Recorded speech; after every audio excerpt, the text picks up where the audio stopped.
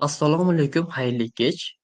Kamina Kamolbek Abdulhayev va sizlar bilan bugun Schreiben, ya'ni multilevel milliy sertifikatining yangi Schreiben qismini ko'rib chiqamiz, yangi formatini. Ya'ni bu asosan Teil 1. Bilamiz, Sprechenda ikkita qismi bor. Teil 1, Teil 2. Xo'p, bunda yangi formatda faqat Teil 1 o'zgardi. Ya'ni birinchi qism. Teil 2 bu Aufsatz schreiben. Ya'ni insho yozish edi, esse yozish. Hech qanaqa o'zgarish bo'lgani yo'q. Teil 2 oldin qanaqa yozilgan bo'lsa, xuddi o'shandek ketyapti. Faqat Teil 1, ya'ni birinchi qism 2 ga bo'lindi. Teil 1, Teil 1, 2 ikki qismga bo'lindi. Xo'p, kimdir yozib qo'ysin, boshladik deb guruhga, qolganlar ham sekin-asta kiraveradi shunga qarab. Xo'p, bu yerda namuna bor, aynan o'sha milliy sertifikat namuna berilganiga qarab buni aynan nemis tiliga moslashtirdik. Ya'ni siz hozir ko'ra olasiz, aynan nemis tilidagi yangi formatni namunasini va shunga qarab yozilgan Schreibenni. Ham topshiriq bor, ham unga yozilgan javob ko'rinishi bor. Birgalikda hammasini tahlil qilamiz. Xo'p, multilevel Schreiben Teil 1 email schreiben. Demak, biz ya'ni formatimizni usti o'sha. Ya'ni Teil 1 da email yozish bo'yicha qoldi. Faqat 2 ga bo'lingan xolos. Demak, Arbeitszeit aytgancha vaqt ham o'zgarmagan. Sizga shu 1 soat atrofida vaqt beradi va bu 1 soatni siz aynan ikkala qismga taxminan to'liq ajratishingiz kerak bo'ladi. Bunda men taxminan deb 30 daqiqani yozib qo'ydim. Ya'ni 30 daqiqa birinchi qismga ketsa, 30 daqiqa ikkinchi qismga ketadi. Ya'ni ikkalasini deyarli qiyinchilik darajasi bir xil bo'lib qoldi. Shuning uchun 30 daqiqani aynan birinchi qismga sarflaysiz. Va vazifani tushuntirishni boshlayman. Bizga taxminan holat beriladi birinchi o'rinda. Ya'ni vazifani holati. Sie sind Mitglied eines Fitnessstudios. Sie haben eine E-Mail vom Manager des Clubs erhalten. Har doim mana shunaqa holatni tushuntirilishi, beschreibung beriladi. Ya'ni bu yerda nima deyapti? Siz bir fitness zalini a'zosisiz va menejerdan, ya'ni o'sha klub menejeridan email oldingiz. Bu turlicha bo'lishi mumkin. Misol uchun namunalarni ham ko'rsataman hali. Qandaydir bir onlayn kurs menejerdan email oldingiz yoki kimdandir email olgan bo'lasiz har doim. Sizga email beriladi va emailni o'qiymiz. Bizga tayyor mana email bor. Liebe Mitglieder, ya'ni hurmatli a'zolar degan ma'noda. Va bu yerni biz o'qib chiqamiz to'liq tushunib olish uchun. Hozir o'qimaymiz, faqat chunki pastda birgalikda trening qismi ham bor. Shunaqa email bo'ladi. Bu rasmiy email yoziladi va Aufgabe bizga mana beryapti. Aufgabe 1, Aufgabe 1, 2. Sal kichiklashtirsang to'g'riroq ko'rinadi.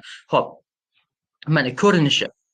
Vazifa berildi, endi buni nima qilishimiz kerakligi berilgan. Aufgabe 1. Birinchi topshiriqda nima qilamiz? Sie schreiben einen Brief an Ihren Freund. Mana shu yer eng muhim joylaridan biri. Ya'ni siz boyagini o'qib, ya'ni emailni o'qib do'stingizga xat yozishingiz kerak, email yozishingiz kerak. Der ebenfalls Mitglied im Club ist. Ya'ni do'stimizga yozamiz, ya'ni bu degani bu norasmiy email, norasmiy xat. Ya'ni o'sha do'stimiz, biz yozmoqchi bo'lgan do'stimiz ham o'sha klubni a'zosi bo'lgan bo'lishi kerak ekan. Ko'rdingizmi? Va schreiben Sie über Ihre Gefühle und was Sie denken, was die Clubleitung in dieser Situation tun sollte. Buni hozir yana ham tahlil qilamiz. Demak, umumiy xulosamiz birinchi Aufgabedan norasmiy xat yozishimiz kerak bo'lar ekan va yozishimiz kerak bo'lgan so'zlar soni 50 ta. Bu 50 ta degani bu o'sha 3-4 ta gap asosiy qismga. Ya'ni boshlanish unready, shulus joylaridan tashqari 4 ta 5 ta gap yozsangiz bu 50 ta so'z bo'ladi. Ya'ni bu u darajada qiyin emas. Ya'ni do'stimizga qisqagina norasmiy xat yozamiz. Ikkinchi topshiriqda xuddi o'sha vazifa mana Schreiben Sie einen Brief an den Manager. Endi ikkinchi topshiriqda o'sha bizga email berdi-yu, o'sha odamga yozamiz. Tushundingiz? Demak, bizga topshiriqda bitta email beradi. U email haqida do'stimizga birinchi yozamiz, keyin o'sha emailga javob yozishimiz kerak. Bu albatta formal, ya'ni rasmiy xat bo'ladi. Rasmiy xatda biz xuddi o'sha vazifalarni olamiz, faqat 120-150 ta so'z atrofida bo'lishi kerak bu. Ko'rdingizmi? Xo'p. Bunda ham xuddi shunaqa hissiyotlaringiz bilan va nima qilish mumkin bu holatda o'sha klub, zal nima qilish mumkin degan vazifa bir xil. Faqat bittasida rasmiy, bittasida norasmiy xat yoziladi va so'zlar soni ham farqlanadi. Xo'p. Albatta yozib olyapman, bu yerda tekshirib qo'yapman. Menda albatta yozib olinyapti. Yozib olinyapti. Xo'p, davom etamiz. Umumiy vazifani tushundingiz-a? Endi buni qadamma-qadam tahlil qilamiz. Qanday yetish kerak buni?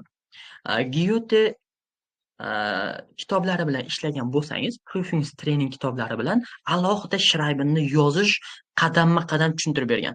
Xuddi o'shani olib, men Schreibenga moslashtirdim milliy sertifikatga. Demak, quyidagicha sizga shunaqa vazifa berdi, nima qilasiz? Kattalashtiramiz. Schreiben Teil 1 Training qismi, shug'ullanish. Ya'ni Arbeiten Sie am besten nach folgenden Schritten. Ya'ni quyidagi qadamlar bo'yicha qadamma-qadam ko'ring deyapti.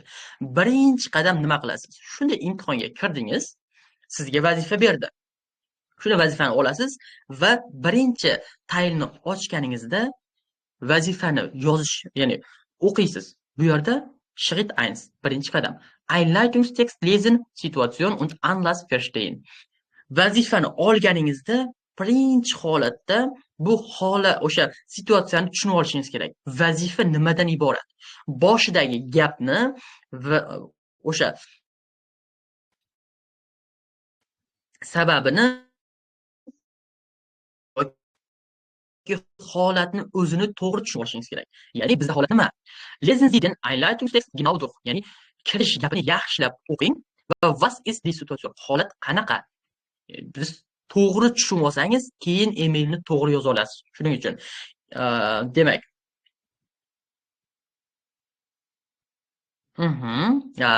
yozishmay turamiz, o'zim so'rayman, chunki bu chalitishi mumkin. Muhim narsalarni so'rab turaman orada. Xo'p, eplasa bo'ladi. Hozir to'g'riroq tushuntiraman yana ham to'liq.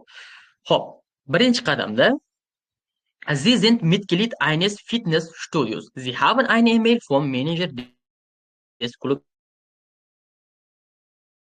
erhalten. Ko'rib turganingizdek, o'sha holat.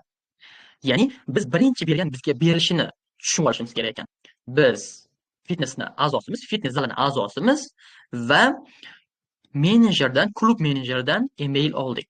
Tushunib oldingizmi? Birinchi qadam mana shu. U yerda bu namuna, balki imtihonga kirganingizda bu yerda ko'proq gap yozilgan bo'lishi mumkin. 3 ta 4 ta gap yozilgan bo'lishi mumkin holatni tasvirlash uchun. O'qiysiz, yaxshilab tushunib olib, kal so'zlar chizib qo'ysangiz yana ham yaxshi. To'g'riroq tushunib olasiz. Keyin ikkinchi qadamda biz o'tamiz Schritt 2. Ikkinchi qadamda email lesen, wichtige Wörter unterstreichen. Ya'ni endi biz holatini tushunib oldik, emaili berilgan. Emailni o'zini o'qiymiz, kalit so'zlarni ajratib olamiz. Nimaga? Sababi biz bunga javob yozishimiz kerak. Shuning uchun. Mana endi hozir buni to'liqligicha o'qib tahlil qilamiz. Liebe Mitglieder. Ya'ni hurmatli degan ma'noda ishlatsak bo'ladi. Hurmatli a'zolar. Es tut mir leid, Ihnen mitteilen zu müssen, dass Das Fitnessstudio ab nächsten Montag für einen Monat geschlossen wird. Xo'p, gapni o'qidik va kalit so'z qayda? Bu yerdagi boshidagi gaplar bizga kerak emas. Sababi oddiy relikt tillar sifatida ko'rsak ham bo'laveradi bularni. Ya'ni afsuski sizga aytishimiz kerakki, xabar berishimiz kerakki, fitness zalimiz keyingi dushanbadan ab nächsten Montag für einen Monat, ya'ni bir oy uchun yopiq bo'ladi. Bizda kalit so'z mana tagiga chizib qo'yganman o'zi. Ab nächsten Montag für einen Monat geschlossen wird. Bu o'sha bu yerda to'liq bitta gapni asosiy mazmun joyi. Shuning uchun ham kalit so'zlarni chizib olishimiz kerak. Shunga qarab email yozamiz. Shuning uchun bizga kalit so'zlar kerak. Davom etamiz. Kalit so'zni aniqlaymiz. Das Gebäude braucht einige Reparaturen und wir planen auch neue Geräte zu installieren. Kalit so'z nima? Bu yerda yangi binoga ba'zi bir tuzatishlar kerak deyapti. Einige Reparaturen mana shuni oldik. Und wir planen auch neue Geräte installieren. Ya'ni yangi uskunalarni o'rnatish. Ko'rdingizmi? Biz o'qib kalit so'zlarni aniqlab ketyapmiz. Nimaga? Sababi bular bizga fikr beradi. Davom etamiz. Was sollte Ihrer Meinung, qani bizni fikrimizni ham so'rayapti. Sizning fikringizcha noch geändert werden, ya'ni nima o'zgartirilishi kerak? Shu qizil bilan belgilayotganlari hammasi kalit so'zlar gaplardagi. Das Studio einen Monat lang nicht geöffnet sein wird. Welche Art von alternativen Aktivitäten sollten wir in die Zwischenzeit organisieren?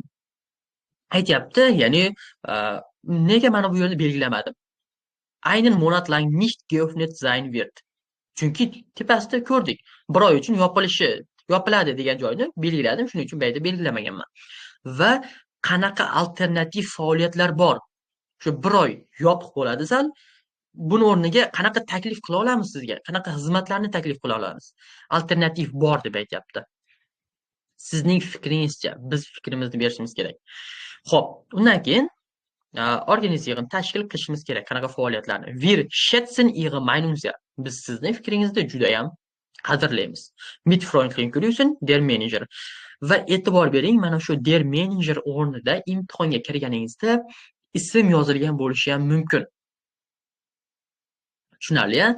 Bu yerda endi namuna bo'lganligi uchun shu holatda yozib qo'ydim. Imtihonga kirganingizda ism bo'lishi mumkin, o'sha ismga yozasiz keyin emailni. Shuning uchun bu aynan mana shu joyi ham muhim. Ism yozib qo'yganmisiz, siz o'sha Herr yoki Frau deb o'sha odamni yozishingiz kerak. Va bu shunda to'g'ri bo'ladi. Xo'p, email bizga kelgan emailni ko'rdik va tahlil qilib oldik. Tayyor fikrlar bor, kalit so'zlarni aniqlab oldik. Endi 3-qadam nima? Schritt 3.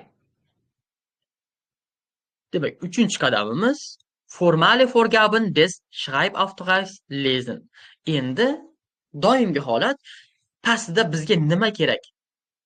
O'sha vazifamiz nima ekanligini o'qib olamiz. Biz topshiriqni o'qidik. Endi vazifamiz nima? Biz nima yozishimiz kerak? O'shani ko'rib chiqamiz. Demak, lesen Sie die formalen Vorgaben zu Umfang, Inhalt und Aufbau. Demak, berilishi qancha yozishimiz kerak, nimani yozishimiz kerak, kimga yozishimiz kerak va nechta so'z yozishimiz kerak. Shularni aniqlab olamiz. 3-qadamda mana Aufgabe 1.1 berildi. Kalit so'zni ko'ryapsiz. Schreiben Sie einen Brief an Ihren Freund, ya'ni do'stingizga yozing birinchi mashqda. Birinchi topshiriqda do'stimizga yozamiz ekan. Va nimani yozamiz?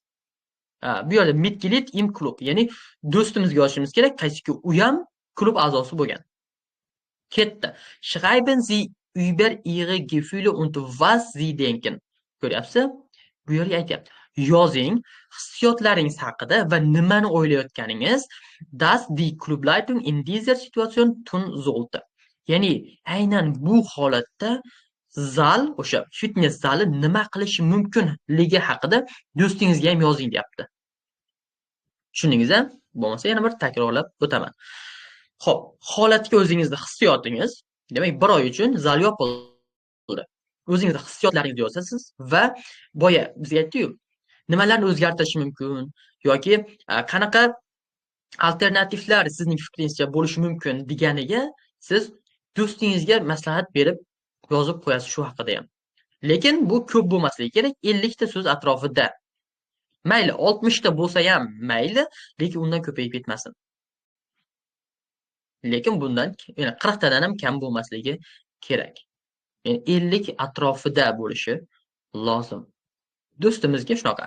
Endi ikkinchi vazifasini ko'radigan bo'lsak, schreiben Sie einen Brief an den Manager. Ya'ni o'sha bizga yozgan odam bor-u, bu ayol bo'lishi ham mumkin, erkak bo'lishi ham mumkin. Imtihonga kirganingizda unga yaxshilab e'tibor berib qo'yasiz. Bu yerda menejer deb yozganman shuning uchun. Einen Brief an den Manager, ya'ni menejerga brief yozing, email yozing. Email bilan brief deyarli bir xil. Strukturasi, hamma narsasi. Xo'p. Va bunga endi rasmiy xat yozishingiz kerak. Schreiben Sie über Ihre Gefühle, ya'ni hissiyotlaringiz bilan und was Sie denken die Clubleitung in dieser Situation tun sollte. Ya'ni o'sha zal nima qilish kerak bu vaqtda. Mana shu haqida yozing deb aytyapti. Xuddi do'stimizga nima yozsak, bu javobda ham xuddi shuni yozamiz. Faqat bittasida bu 50 ta so'z, bittasida 120 ta, 150 ta so'z atrofida bo'lishi kerak. Ko'rdingiz-a? Xo'p, schreiben Sie deb so'zlarni aytyapti. Etwa 120 oder 150 Wörter. Shunaqa. Xo'p, 3-chi qadamlar, ya'ni 3-chi qadamimizni yaxshilab bajarishingiz kerak. Ya'ni nima yozishingiz mana shunga bog'liq. Agar siz mana shu 3-chi qadamda nima yozishingizni xato tushunib oladigan bo'lsangiz, emailingizdan, ya'ni birinchi tayldan juda ham past ball chiqishi mumkin. Sababi siz holatni tushunmagansiz. Shuning uchun mana hissiyotlaringiz haqida yozing deyapti. Hissiyotingizni yozasiz va taklif bering deyapti. Taklif berishingiz kerak bo'ladi. Xo'p, 4-chi qadam nima? 4-chi qadam Stichpunkte zu den Inhaltspunkten notieren. 4-chi qadam bizga nimaga yordam beradi? 4-chi qadam sizda Schreiben'da fikr kelmay qoladi-yu, ko'pchilik nima yozishni bilmaydi. Shuning uchun birinchi o'rinda biz o'ylab olamiz. Schreiben'ni olishga yo'q, yozishga harakat qilmang. 5 daqiqa o'ylab oling. Bunda vaqtdan yutqazmaysiz. Siz vaqtdan yutish uchun o'ylaysiz. Nimaga? Sababi 5 daqiqa o'ylab olib, nima yozish kerakligini topib olasiz. Eng muhim deb o'ylayman. Ya'ni siz tartiblab nima kerakligi. Xo'p. Bilasiz. Inform misol keltirilgan. Misol uchun nima yozishi mana o'ylab ko'rgan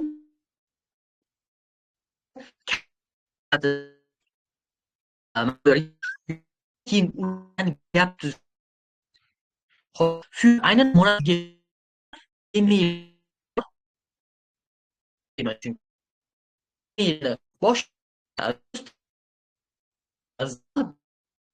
bilarkan degan so'z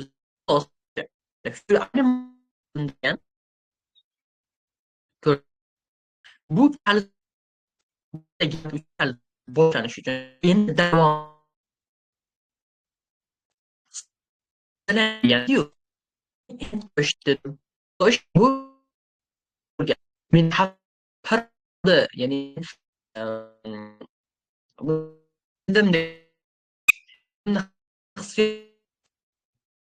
butun yozimni yozib olyapman. Keyin bular yordamida gap yozib chiqaman. Tushunarli-a? Xo'p. Endi aber neue Geräte, lekin o'sha hissiyot.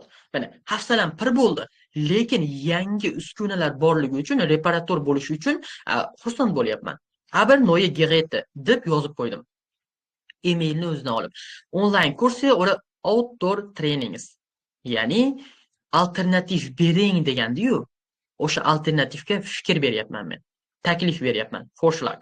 Ya'ni sizlar onlayn kurs qilishingiz mumkin yoki tashqarida mana zalning ichida emas, tashqarida qiladigan mashqlarni birgalikda qilishimiz mumkin degan bu yerda inglizcha so'z bu. Shunaqa taklif bersam bo'ladi. Ko'rdingizmi? Bu yerda 4 ta kalit so'zim bor xolos. Do'stimga yozaman, shuni o'zi yetarli. Endi bularni qo'shma gap qilsam, o'sha readymit tillardan foydalansam, 50 ta so'z bemalol chiqadi. Bizga nima kerak? Bizga 4 tagina kalit so'z kerak ekan xolos. Buni ham ikkitasini o'sha emailni o'zidan oldim. Qolgan ikkitasini o'zim hissiyotimni va taklifimni qo'shib qo'ydim. Ko'rdingizmi? Eng muhim narsa bu kalit so'z yozish, notitsin qilish. Va endi o'ylab olganimdan keyin bir 10 daqiqani o'zida mana shuni yozib tashlay olaman. Bundan ham kam vaqt ketishi mumkin. Shuni qo'shma gaplarni qo'shaman, yodlagan readymit tillarimni shuni qo'shib qo'yaman, tayyor. Bo'ldi. Endi Teil 2 ikkinchi qismga nima yozasiz? Ikkinchi qismga ham xuddi mana shu für einen Monat geschlossenni berishingiz mumkin yoki o'sha emailni o'zidan kelib chiqib, men sizga yozishni xohlaymanki, readymit tillardan foydalanib kalit so'zlar chizib olasiz. Unga ham enttäuscht degan Gefühlni o'zingizni hissiyotingizni bersangiz bo'ladi. Xuddi kalit so'zlar, shu kalit so'zlar bilan endi chuqurroq, ya'ni ichiga so'zlar qo'shasiz endi bunda. Sababi biz shu 150 ta so'z atrofida yozishimiz kerak. 130 ta desak ham bo'ladi. 130 ta so'z yozish uchun siz mana bu birinchi taylda yozgan kalit so'zlaringizda ichiga yana kalit so'zlar yozib chiqishingiz kerak. Shunday qilib, fikrlarni jamlab, kalit so'zlarni yozib olsangiz, endi ularni gapga aylantirish nisbatan osonroq. Chunki siz gap tuzishni bilasiz. Fikr yo'q sizda. Shuning uchun buni mashq qilishingiz kerak bo'ladi. Xo'p. Bir daqiqa tekshirib qo'yamiz.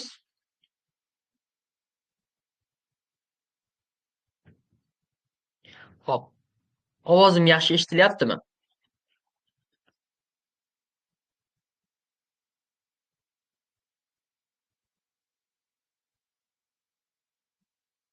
Xo'p, guruhni ochdim. Shunchaki plus yozib qoldirsangiz bo'ladi. Ovozim yaxshimi?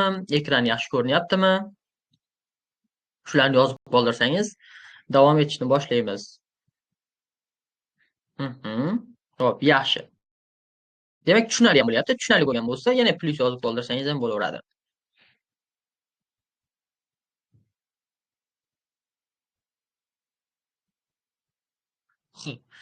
Demak, davom etamiz. Savollarga oxirida javob beraman. Hozircha mikrofoningizni yo'q qolmayman. Davom etamiz. Endi 5-qadam. Bu 5-qadam eng oson qadamlardan biri. Nimaga? Sababi bizda hamma narsa bor. Deyarli hamma narsa bor. Faqat readymit tillardan tashqari.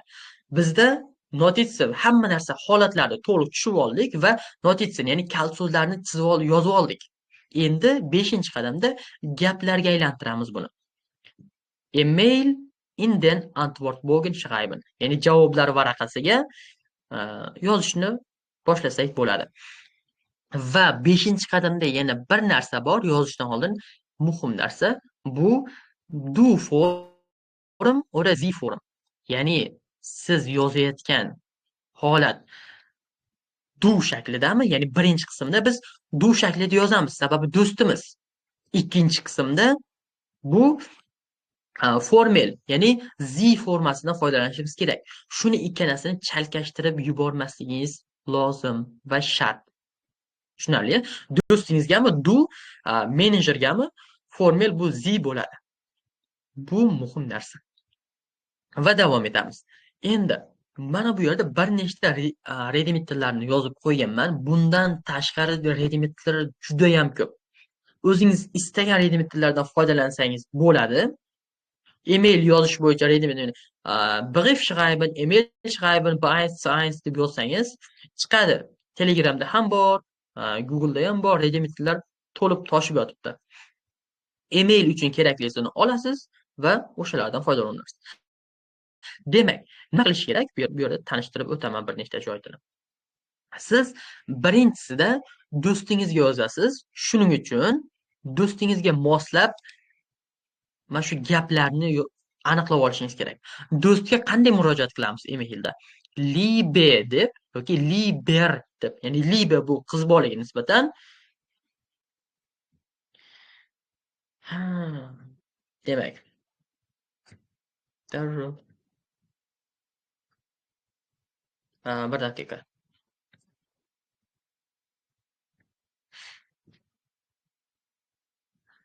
Xo'p, agar do'stimizga yozayotgan bo'lsak, mana informal deb yozib qo'yganman. Ya'ni norasmiy xatlarga nisbatan. Norasmiy xatlarga biz albatta libe yoki liber deb murojaat qilamiz va fornami ismni o'zini aytamiz. Misol uchun libe Paula, liber Paul. Ko'rdingizmi? Bu do'stimizga yozayotganimiz uchun do'stingizning ismini yozib, shu narsalarni qo'llaysiz. Va einleitung. Email yozishda har doim kirish gapi bo'lishi shart. Mana wie geht es dir? Ahvoling qanday? Yoki ich möchte dir etwas erzählen. Men senga nimadir aytib bermoqchiman deb boshlasangiz bo'ladi. Es gibt etwas Neues. Yangilik bor deb boshlaysiz. Ya'ni bu anrede kirish qismi qadrdonim deb boshlaysiz. Keyin ahvoling qanday? Senga nimadir aytib bermoqchiman deb gapni boshlaysiz. Emailni keyin haupttext asosiy qism. Asosiy qismda boya aytgan narsam. Ya'ni bunda biz yozib oldik-ku 4 ta so'z, kal so'z. O'shalarni gapga aylantiramiz. Qo'shma gapga aylantirsak bo'ladi yoki o'sha o'zingiz bilasiz, grammatikada qaysi grammatika mavzular yaxshiroq. B2, S1 shunaqa mavzularni beradi. Ko'rib chiqasiz. Undan keyin asosiy matnni kal so'zlar yordamida yozib olganingizdan keyin Schlusssatz, yakunlovchi so'z. Sag bitte mir Bescheid, bitte antworte mir bald, ruf mich an shakllarini yozib qo'ysangiz bo'ladi. Menga telefon qil, menga javob ber deb oxirida emailni yakunlaymiz va xayrlashish formasi. Bis bald. Xayr endi xayr degan ma'noda beradi hammasi. Viele Grüße, liebe Grüße, herzliche Grüße deb yakunlasangiz bo'ladi. Va oxirida faqat ismingiz bo'lishi kerak. Tushunarli-a? Familiya yozib qo'ymang. Bu norasmiy bo'lganligi uchun faqat ismni o'zi yoziladi. Shunaqa. Xo'p, demak davomida 5 g'aybni nimadir tasvirlamoqchi bo'lsangiz, mana bu remitlardan foydalansangiz bo'lar ekan. Asoslamoqchi bo'lsangiz, mana bular. Vorschlag machen. Endi bu uchun o'zingizda ham bor, albatta bilaman buni. Xo'p, shunaqa norasmiy xat. Birinchi qismni biri. Birinchi qismni ikkisi uchun esa quyidagicha formal, ya'ni rasmiy bo'lganligi uchun unga biz sehr geehrte Herr deb boshlaymiz yoki sehr geehrte Frau deb boshlaymiz. Agar ismini bilsak. Ismini bilmasakchi? Ismini bilmasak, sehr geehrte Damen und Herren deb boshlaymiz. Hurmatli xonimlar va janoblar deb. Agar ismini yozgan bo'lsa, imtihonga endi oktyabrda kiradiganlar bor. Oktyabrda kiradiganlar ko'rib chiqadi. O'sha ism yoziladimi yoki yozilmaydimi ekan? Ayol kishining ismimi, erkak kishining ismimi yoki ism umuman yozilmaydigan bo'lsa, sehr geehrte Damen und Herren deb boshlaysiz. Xo'p. Va keyingisi Einleitung. Einleitungda vielen Dank für Ihre E-mail Einladung deb boshlasak bo'ladi. Emailingiz uchun rahmat yoki siz yuborgan xat uchun rahmat, ogohlantirishingiz uchun rahmat yoki Mitteilung ulashganingiz uchun rahmat deb boshlayverasiz. Vielen Dank für Ihre E-mail deb boshlasangiz bu yaqinroq. Undan keyin Hauptsatz asosiy qismga o'tamiz. Ya'ni men o'qidim, o'sha bir oyga yopilar ekan, bundan tashqari qo'shimcha ma'lumotlar yana o'zingiz takliflaringiz, hissiyotlaringizni bo'lishib bo'lganingizdan keyin emailni yakunlayotganda mit freundlichen Grüßen, bu xayrlashish ko'rinishi. Mit freundlichen Grüßen deb har doim qo'llang. Boshqa hech nimani qo'llamang, faqat shuni qo'llasangiz ikkilanmaysiz, hech qanaqa xato ham bo'lmaydi. Mit freundlichen Grüßen. Va oxirida ism va familiyangiz. Bu rasmiy munosabatdagi email. Shuning uchun har doim ism va familiya yozilishi kerak. 1 u 2 da. Ya'ni rasmiy xat yozayotganingizda. Va bu yerda bir nechta gaplar bor. Qoliplar sich bedanke. Rahmat aytish uchun ich bedanke mich sehr für. yoki herzlichen Dank, vielen Dank shakllarni qo'llasangiz bo'ladi. Uzr so'rash holati bo'lishi mumkin bo'lsa agar qo'llaysiz. Ma'lumot berish bo'lishi mumkinmi? Balki tushishi mumkin. Endi to'liq aniq bir namunani hali ya'ni imtihonda tushganini ko'rganimiz yo'q. Oktyabrda kiradiganlar albatta ulashadi deb umid qilaman. O'zimning kursimda ham bor va kirganda to'liq men aytdim, ko'rib chiqishadi va uni ham nasib bo'lsa to'liq ko'rib chiqamiz, yana bir tahlil qilamiz. Demak, quyidagicha 5-qadamda ready-made tillarni aniqlab olasiz, qaysi grammatik mavzulardan foydalanasiz, uni ham aniqlab olsangiz bo'ladi. Bog'lovchilarni ham aniqlab olsangiz bo'ladi. When, does, ob, ikki qismli konnektor, ya'ni bog'lovchilar bor, o'shalarni ham aniqlab, shulardan foydalanaman deb olsangiz ham bo'laveradi. Va tayyor. Va yozib bo'lganingizdan keyin 6-qadamim borda endi. Siz tayyor yozib olganingizdan keyin 6-qadamingizni ham unutib qo'ymasligingiz kerak. Bunda siz tekst durxlezin und korrigieren. Ya'ni emailni yozib bo'lgandan keyin emailni bir marta ko'z yugurtirib chiqish kerak va xatolari bo'lsa to'g'rilab qo'yasiz. Qanaqa xatolar bo'lishi mumkin? Bu mana misol uchun otlarni kichik harf bilan yozib qo'ygan bo'lishingiz mumkin. Qaysidir harflar tushib qolgan bo'lishi mumkin. Shularni to'g'rilab qo'yish uchun bir marta ko'z yugurtirib chiqasiz. Virgullar tushib qolishi mumkin. Misol uchun ich hoffe das. O'sha yerda hoffedan keyin virgul bo'lishi kerak. Bu ham hisoblanadi. Aynan siz misol uchun otlarni kichik harfda yozib qo'ysangiz, virgul nuqtalar qo'yilmasa, bu ham ballingizni pasayishiga ta'sir qiladi. Tushunarli? Ya'ni imlo jihatdan ham siz to'liq yoza olishingiz kerak o'sha punktlarni hammasini. Xo'p. Demak, yaxshi internetim.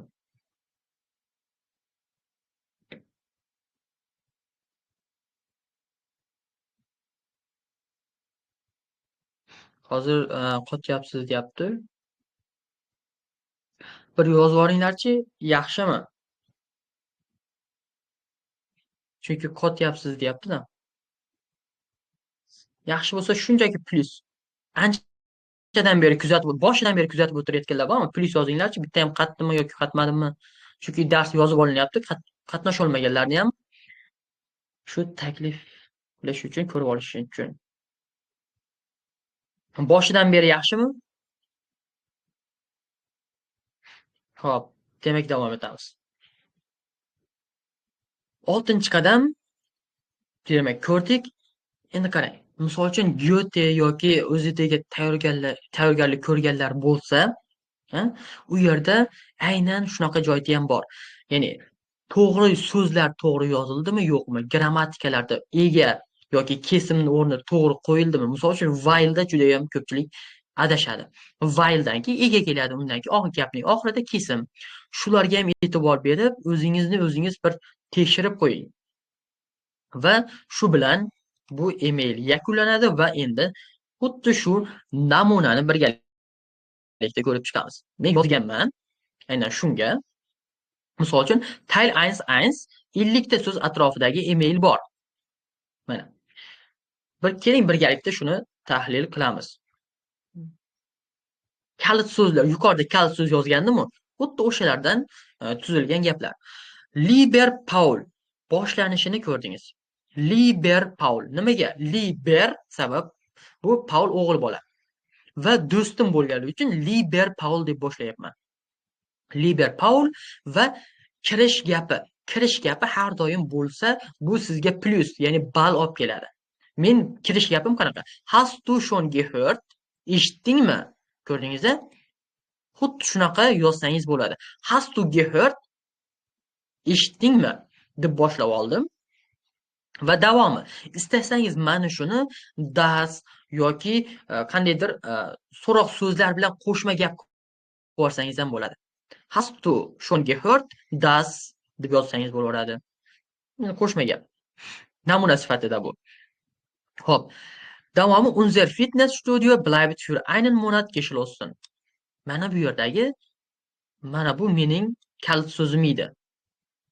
Für einen Monat geschlossen degan gapni oldin yozib olgandim. So'zni. Va undan gap tuzdim. Endi davomi. Ich bin ziemlich enttäuscht. Mana o'sha enttäuscht degan kalit so'zim yuqorida o'ylab yozib oldim o'sha. Men judayam anchagina hafsalam pir bo'ldi. Weil ich dort regelmäßig trainiere. Chunki men u yerda har doim trenirovka qilardim, shug'ullanardim. Aber vielleicht ist es eine gute Gelegenheit. Mana lekin deyapman, mana neue Geräte zu bekommen. O'sha gap, ya'ni yuqorida kalit so'z sifatida olgandim mana shu so'zni. Ya lekin yangi uskunalar deb. Xo'p. Aber vielleicht ist es eine gute Gelegenheit, lekin bu balki yaxshi imkoniyatdir. Yangi uskunalar olish uchun. Neue Geräte zu bekommen. Yana o'sha kalit so'zim. Ich finde, Sie sollten Online-Kurse oder Outdoor-Trainings anbieten. Ko'rdingizmi? 3 ta, ya'ni 4 ta kalit so'zim. Tagga chizdim, hammasini qizil qilib, shulardan foydalanib 50 ta so'z atrofidagi gap tayyor. Viele Grüße Kamronbek. Oxirida Viele Grüße deb xayrlashdim va oxirida ismimni o'zi yozilgan. Ismni o'zi yozilgan. Istasangiz buni davomidan mana Ruf mir misol uchun Sag mir Bescheid. Menga xabar ber yoki Ruf mich an, menga telefon qil deb qo'shib qo'ysangiz ham bo'ladi davomidan. Mana bu yerga hozir. Mana bu yerga yozib qo'ysangiz ham bo'laveradi. Va Viele Grüße deb yakunlaysiz. Bu namuna. 50 ta so'z atrofida taxminan shu 5 tacha, 4 tacha gap yozdim xolos. Bu birinchi qism uchun. Endi ikkinchi qismda biz ko'proq yozishimiz kerak. Teil 1, 2. Endi bu yerda 130-140 so'z atrofida. Xo'p. Biroz kattalashtiramiz. Zergerte qarang. Bu yerda menejer deb yozib qo'yganman men, lekin imtihonga kirganingizda yana bir marta takrorlayman. Ism bo'ladigan bo'lsa, buni Herr yoki Frau deb yozasiz. Zergerte Frau deb yozasiz yoki Zergerter Herr deb yozishingiz kerak. Agar erkak kishining ismi bo'lsa shunaqa, ayol kishi bo'lsa boshqacha. Shunga e'tibor berib qo'yinglar. Shuning uchun ham sariqda belgilab qo'yganman. Xo'p, endi kirish gapim bormi? Bor. Vielen Dank für Ihre Nachricht. Mana kirish meniga. Ya'ni kirish gapim. Rahmat sizning xabaringiz uchun deb boshlab oldim. Kirish qismi sifatida. Xo'p, natürlich verstehe ich, albatta tushunaman. Das Gebäude repariert werden muss. Mana biz hissiyotlarimizni ifodalayapmiz. Hissiyotni shunchaki darrov ifodalamayapmiz. To'liqligicha. Albatta tushunaman. Gebäude repariert werden muss. Ya'ni bu tuzatilish kerakligini, bino tuzatilish kerakligini va neue Geräte, ya'ni yangi uskunalar o'rnatilish kerakligini. Trotzdem bin ich ein wenig enttäuscht. Mana shunga qaramasdan biroz hafsalam pir bo'ldi. Ko'rdingizmi? Xo'p, bu davomi yana o'sha emailda takrorlangan so'zlar. Da ich fast jeden Tag Training, meine, okay. Bu xulosa, ya'ni bu yerda biz birinchi mana shu qismda mana rangni o'zgartirdik-da. Mana shu birinchi qismda men hissiyotimni ifodaladim. Ko'rdingizmi? U yerda hissiyotni ifodalang deganda, hissiyotni to'liq shu 4 ta qator bir nechta gaplar bilan ifodalab to'liq aytdim. Endi davomidan biz endi alternativlar va vorschlaglar nimani o'zgartirish mumkin, hammasini aytishimiz kerak edi. Davomi. Ko'ramiz. Ich möchte Ihnen einige Vorschläge machen. Mana Vorschläge berish uchun Redmit tilini qo'lladim. Men sizlarga bir nechta tavsiyalarni bermoqchiman. Während der Schließung könnten Sie Online-Kurse oder Outdoor-Gruppen Trainings organisieren. O'sha mana kalit so'zlar yana. Ya'ni o'sha onlayn kurslarni yoki o'sha tashqarida mashq qiladigan mashg'ulotlarni organizatsiya qilishingiz mumkin. Va damit die Mitglieder aktiv bleiben. Izohlab ketyapmiz. Taklif beryapmiz va uni izohlab ham ketyapmiz. Ko'rdingizmi? Shu formatda. Außerdem wäre es hilfreich va mana bu yerda yana bitta Redmit ketdi. Die Umkleideräume zu renovieren, weil sie manchmal zu klein und nicht sehr sauber sind. Hop, endi qarang, bu yerda biz taklif beryapmiz. Ya'ni aytdi-yu, nimani o'zgartirish kerak deb emailda. Emailiga javob yozyapti shuning uchun. Mana, kiyim almashtirish joylarini o'sha rekonstruksiya qilish kerak, chunki u kichkina va toza bo'lmaydi ko'p holatlarda deyapti. Ya'ni ba'zan bu o'sha o'zgartirishimiz kerak bo'lgan narsa. Auch die Duschen funktionieren nicht immer richtig. Bu bizni o'sha o'zgartirishimiz kerak bo'lgan narsalar, takliflarimiz. Dushni ham yaxshi ishlamaydi har doim ham, deyapti. Zusätzlich wäre es toll, mana o'sha redimentllar qo'shimchasiga zo'r bo'lardi deb aytyapmiz. Mehr Kurse am Abend anzubieten, wenn die meisten Mitglieder Zeit haben. Zo'r bo'lardi agar kechki vaqtda ham kurslar taklif qilinsa. Ya'ni bu o'sha bir oy yopilgan vaqtni aytyapti. O'shanda vaqt qolganlarning ham vaqti bo'lardi. Va yakunladi, fikrlarni to'liq berib bo'ldik. Bizdan nima so'ragan bo'lsa, hammasini aytdik. Vielen Dank, dass Sie unsere Meinung berücksichtigen. Endi bular qoliplar. Bu qolip redimeter bo'lsa tagiga chizib qo'ying mana.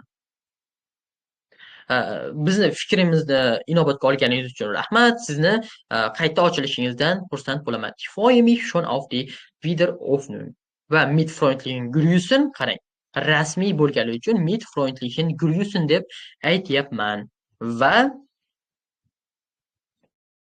Kamronbek Abdulxayev. Bu yerda rasmiy munosabatda ism va familiya aytilishi lozim. Aynan xuddi shu formatda bo'ladi. Endi bu bizda bitta namuna edi. Buni siz o'zingiz yozib ko'rsangiz ham bo'ladi, shunga o'xshatib. Birgalikda tahlil qilib chiqdik. Umid qilamanki, hammasi sizga tushunarli bo'ldi. Endi bundan tashqari shunaqa mana oktyabrga kiradiganlar bor. Oktyabrga kiradiganlar shunaqa formatda shug'ullansa bo'ladi.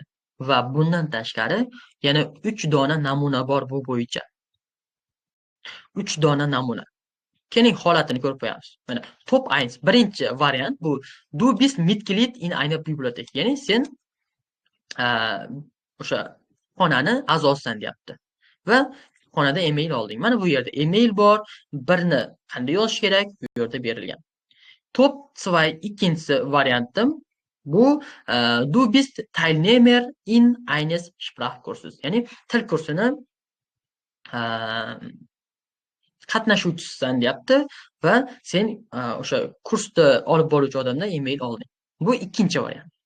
Endi uchinchi variantdan bor yozishingiz mumkin bo'lgan du hast in deiner Stadt oft Probleme mit den Bussen. Ya'ni avtobuslar bilan muammo bor va sen shahar ma'muriyatidan email olding deb aytyapti. Va bu namunalar hammasi. Mana 3 ta namuna bor. Bunga albatta meni kanalimga tashlab qo'yaman. Albatta siz ko'rib bunga namuna yozib ko'rishingiz mumkin agar oktyabrda topshiradigan bo'lsangiz. Oktyabrda topshirganlar chiqqandan keyin yana bitta namuna chiqadi albatta. Sababi imtihonga tushganlarni eslab qolsa, uni ham birgalikda tahlil qilamiz. Bularni albatta PDF'si bor. Tashlab berishga harakat qilaman.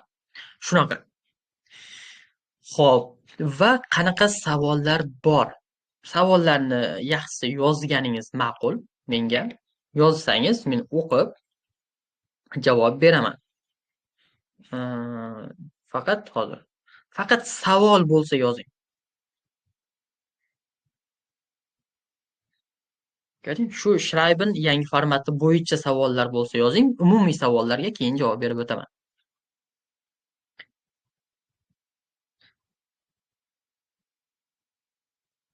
Ovozli chat yozib olinyapti va shuning uchun hozir to'liq ma'lumot berib o'tdim. Shuning uchun yozganingiz yaxshi. Essay haqida ma'lumot men kursimga yozsangiz ma'lumot berib o'taman. Xo'p. Bu yangi format. Yangi format bo'yicha juda ko'pchilikda o'sha ikkilanish yoki tushunmaslik, men o'ylaymanki, bundan ortiq tushuntirib bo'lmaydi. Eng endi o'zimni ozgina maqtab qo'yaman. Eng zo'r ikir-chikirigacha kirib chiqdik. Endi rostdan ham bitta namuna shuni keladigan bo'lsa, imtihonga kirib chiqadiganlar bor. O'shani ko'rib, keyin men yana bitta to'liq bitta ovoz chat qilib aytib berishim mumkin. Xo'p, demak savollarga javob beramiz. Am, Schreiben bu qog'ozda yozilishi kerak. Qog'ozda. Ikkita email bo'ldimi, boshqa narsa yozmaymizmi? Yoziladi. Bu birinchi qism xolos. Insonlar e'tibor bering. Bular faqat birinchi qism. Schreiben ikki qismdan iborat. Menimcha siz hozir kirdingiz, darsni boshida aytdim. Schreiben ikkita tayldan iborat. Ikkita taylni ikkinchi tayli essay yozish bu hali o'z holida turibdi, lekin birinchi tayl o'zgargan. Birinchi tayl 1 va 1 ga ajragan. O'sha ajragan qismini ko'rib chiqdik. Hali imtihonda essay ham tushadi sizga. Hop, vaqt qo'shilmaydi. Vaqt 1 soatligicha qoladi. Boya aytdim. Bunda tayl 1 bilan tayl 2 ni vaqti deyarli shuni o'rtasidan bo'lasiz, 30 daqiqadan bemalol ulgursa bo'ladi. Faqat hozirgi ko'rib chiqdik usullarni. O'shalarni siz qo'llang. Qo'llasangiz, mashq qilib qo'llasangiz, albatta siz to'g'ri yoza olasiz. Shunaqa. Xo'p, vaqt o'zgarmadi, yana qanaqa? Bitta email bo'ladi va shuni ham norasmiy, ham rasmiy qilib yozdim. Xuddi shunday. Ya'ni bitta email bor, sizga email keladi, unga siz ham norasmiy, ham rasmiy. Faqat norasmiyni do'stingizga email haqida yozasiz, javobni esa rasmiy munosabatda yozishingiz kerak bo'ladi. Namunalarni albatta tashlab beraman. Yozib olingan video darsni ham. Xo'p. Demak, umumiy ma'lumotlar shu.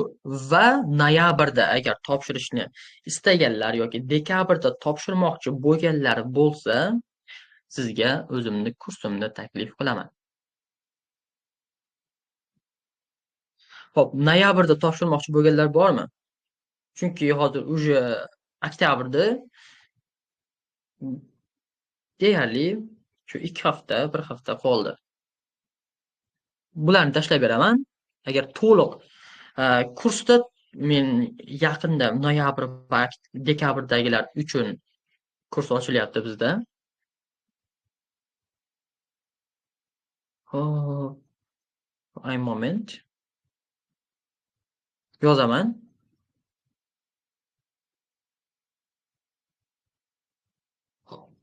Qolgan avzats.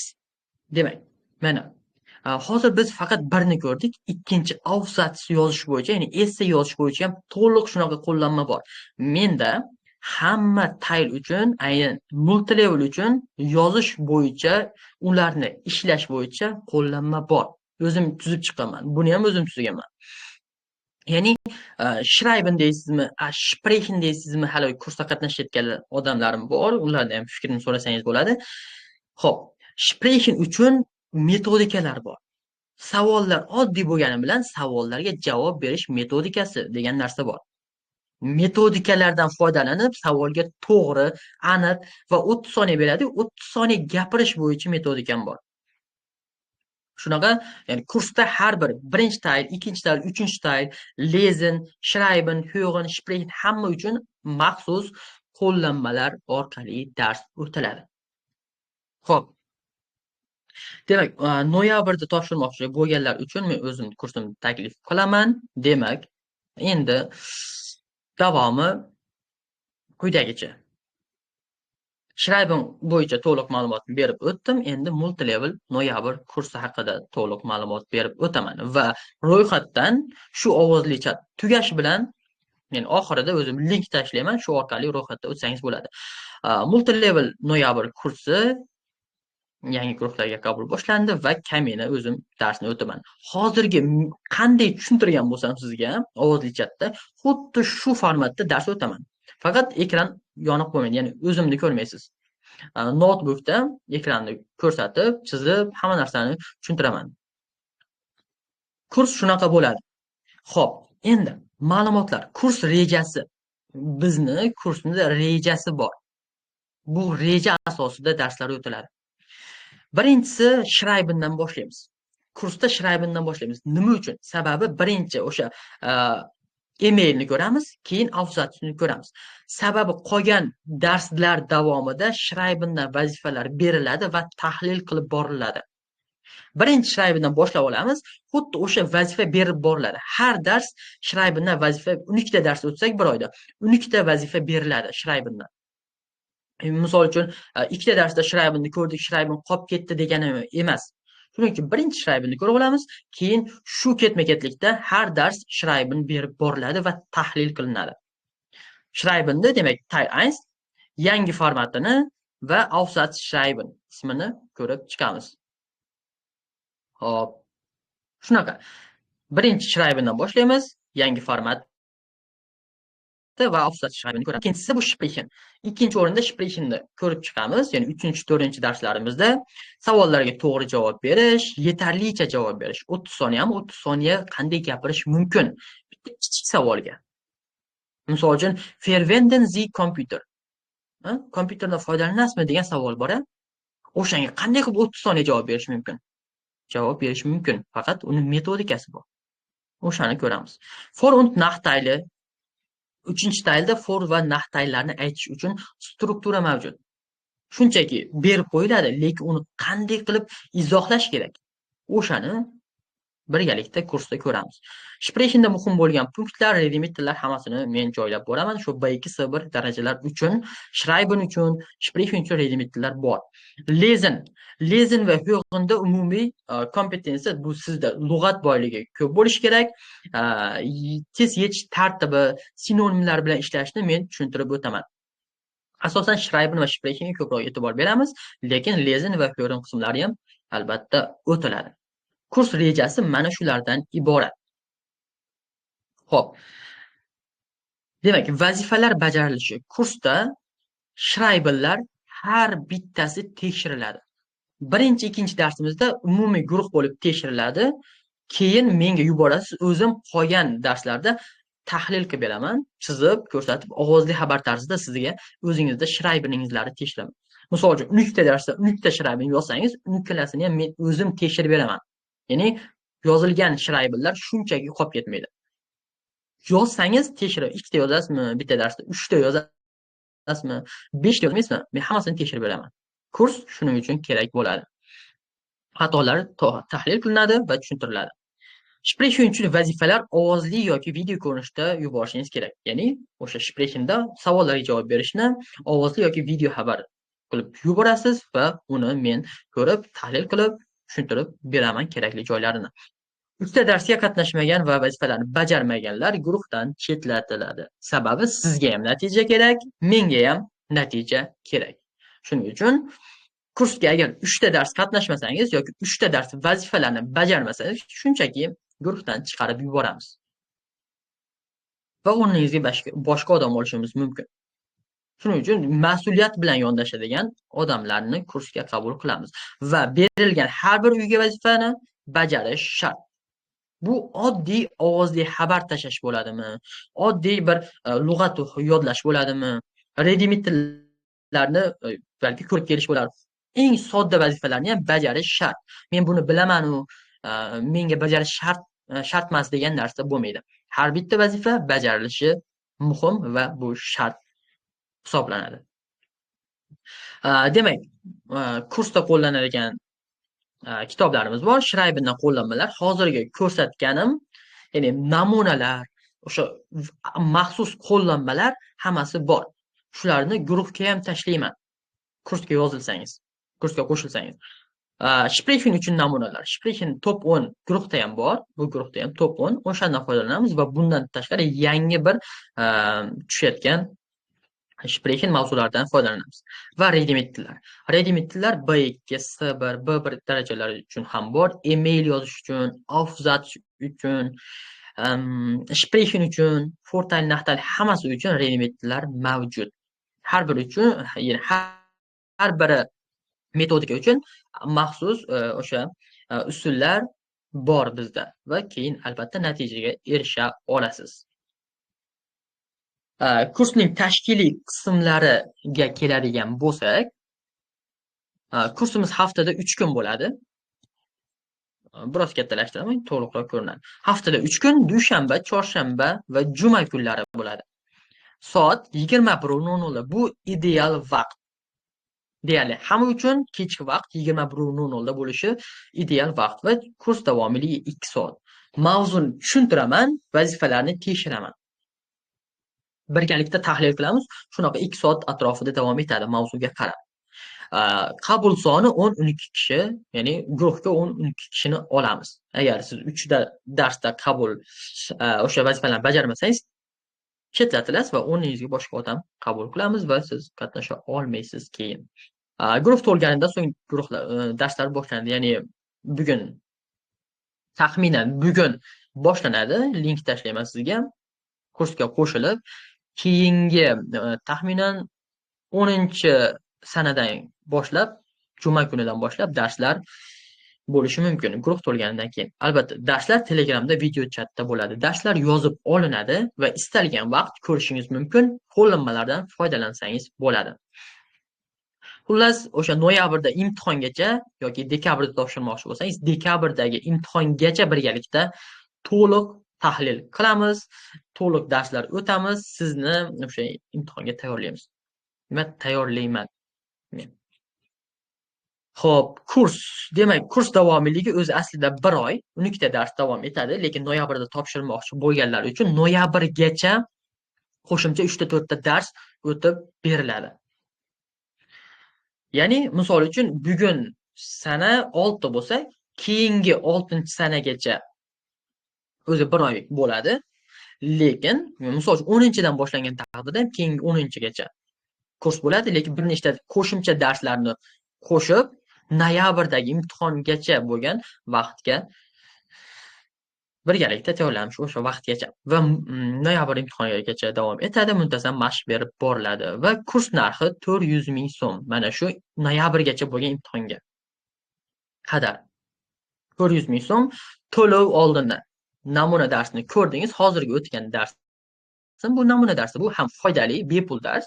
Guruhga ham tashlayman va ma'qul kelgan bo'lsa, to'lov qilgan holatda yopiq guruhga qo'shilsangiz bo'ladi.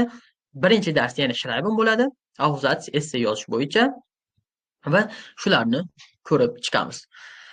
Taxminan 12 ta 15 ta dars uchun, ya'ni balki 16 ta bo'lar.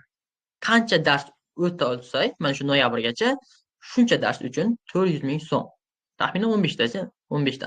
Va to'lov qilgan holatda maxsus guruhga, yopiq guruhga qo'shilasiz va u yerdan men barcha materiallarni berib boraman. Ya'ni hozirgi materiallar ham Schreiben, Sprechen, Lesen hammasi uchun materiallar bor. Va shunaqa umumiy ma'lumotlar bor. Endi bu yerda karta raqamim bor, bu hozircha shart emas. Va bilmadim. Bu qimmat emas, oddiy, deyarli standart narx bo'ladi.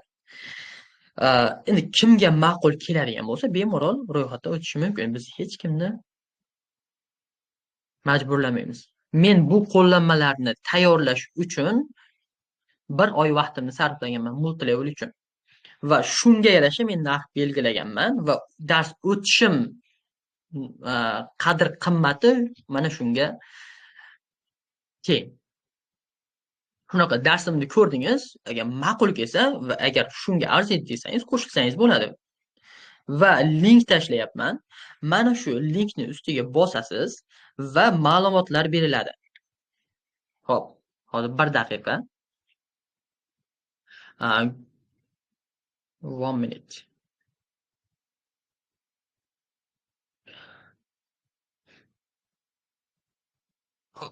Bu link shuni kirganingizda meni lichkamga o'tadi, meni shaxsiy xabarlarga o'tadi va u yerda ism familiyangizni, hozirgi darajangizni va telefon raqamingizni yozib qoldirishingiz kerak. Shunda men sizni ro'yxatga olib qo'yaman va siz uchun karta raqam tashlayman. Karta raqam tashlayman, to'lov qilib guruhga qo'shilsangiz bo'ladi. Faqat ism familiyangizni, telefon raqamingizni va hozirgi darajangizni yozib qoldiring. Shundagina ro'yxatga qo'shaman. To'lov qilgan holatda 10-12 kishini qabul qilaman va juma kunidan darslar boshlanadi. To'liq ko'rinishi shunaqa. Xo'p. Va yozsangiz bo'ladi. Buni hozir qadam ham qo'ydim. Xo'p, kimda qanaqa savollar bor? Hozir ovozli chatni yakunlayman va qo'shimcha boshqa savollar bo'lsa, ovozli chatni sizni ovozingizni yoqishim ham mumkin. Va bu aynan nemis tili multilevel guruhi bo'ldi. Bu guruh egasi Omadbek Kenjayev, meni o'zimning o'rtog'im va men Kamila Kamronbek Abdulhayev bo'ldik. Savollar bo'lsa, o'zimizga murojaat qilsangiz bo'ladi. Mana bu yerda telefon raqamim ham bor. Mana qo'shimcha ma'lumot uchun 90lik 109 0625 o'zimda shaxsiy telefon raqamim va Telegramdan Kamronbek Abdulhayev deb yozsangiz chiqadi. Shunaqa. Va hammaga rahmat. Bu Schreiben qismining yangi formati bo'ldi.